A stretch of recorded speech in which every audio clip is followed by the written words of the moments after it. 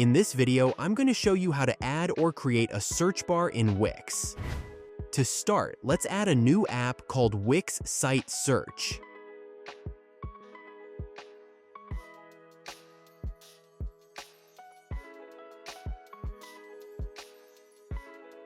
If you already have this app, you can click the Manage Apps and open the app from here.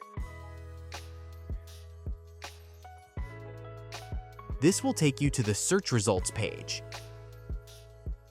You can find the search results page listed on the site menu, but it is hidden. Now, let's go back to the home page. I want to add a search box in this area on the header.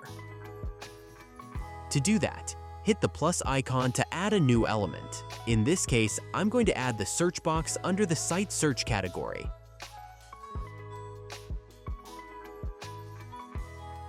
Click and drag it to the column.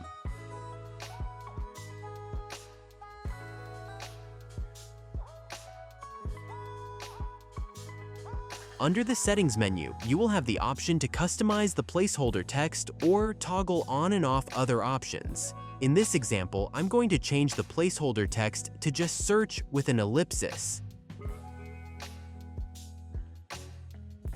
After that's done, let's see the search results settings.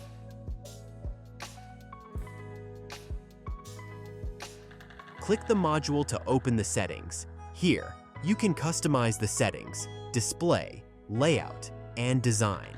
I want to toggle this off so that no index elements will not appear on the search results. You can also customize the results found message. On the Layout tab, you can adjust the alignment, number of search results, and even the pagination alignment.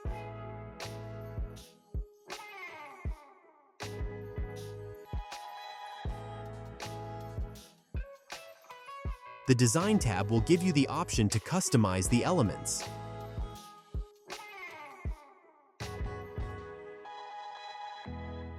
I'd like to leave the default design, so I'm going to save and publish this.